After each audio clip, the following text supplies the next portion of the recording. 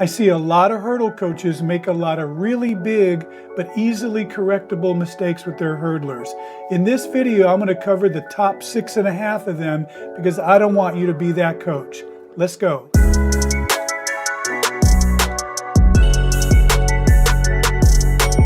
Here are the top mistakes that hurdle coaches make. I'm going to list them in order from least to most offensive to me. Yeah, it's personal. Racing in bad weather. Whether it's wind, rain, or snow, the chance of them running a good time is very small, and you risk them getting hurt and developing bad habits. So unless it's a championship or a qualifier and you need them to place high, don't race them. It's not worth the points. Unless the wind's on their back, then race them. The times won't be legal, but it's good training. It's like doing overspeed training over hurdles, and you're teaching them to run faster and clear the hurdles faster, so you want to take advantage of that. Too much hurdling too soon in the season. No matter how excited your hurdlers are at the beginning of the season, even the returners, don't do too much too soon. Instead, this time of year, you should be focusing on endurance, technique, and some slow speed work. This is all detailed in my hurdle training program, just saying.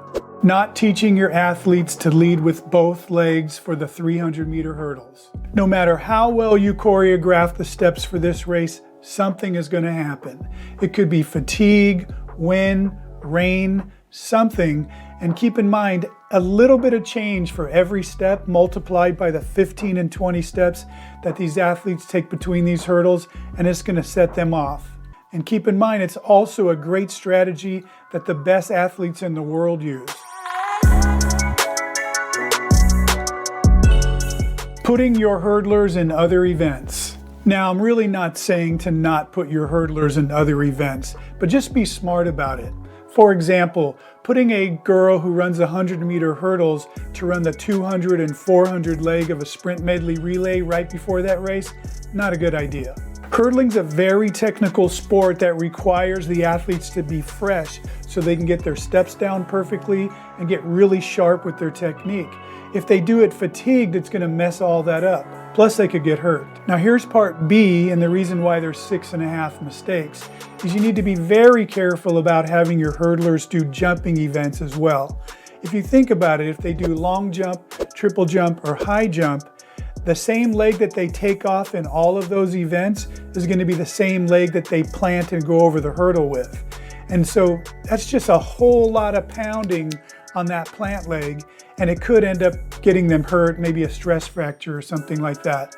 If they are going to hurdle and jump, you might want to think about doing them in different meets, or what you could do is just be strategic about their jumping. And by strategic, I mean how many approaches they're going to take on their jumping. Remember, they don't have to do all of them. Using full hurdle spacing at practice. Don't have your hurdlers practice with full spacing and height. Most hurdlers, and even some returning state champions that I've worked with, have a very hard time at practice hurdling at the full spacing and height. The reason is because at practice, you're doing multiple repetitions, you don't have the excitement and the adrenaline that you have at a meet. In a meet, you're fresh, you're very excited about it, people are in the stands, and you're able to do things that you can't do at practice. So if you force it at practice, they have bad practices, which leads to bad racing. This last one is really big to me, but first, a shameless plug from my Hurdle 101 and my Hurdle training program. You can see those in the links below. Racing 5-steppers. Unless there's a rare exception, like maybe you have a hurdler with really tiny legs or they're super slow, don't let them 5-step. Nothing good comes from 5-stepping. It teaches them bad habits that you'll need to reprogram later, like taking off too close to the hurdle, going too steep over the hurdle, and doing funny things with the trail leg. Don't race them until they're ready. Unless they can 3-step or 4-step, I wouldn't do it. I hope this helped because I don't want you to be that coach. So coaches, if you want to learn any more about hurdling, you can check out other videos here in my YouTube channel or go to my website at acemethodcoaching.com.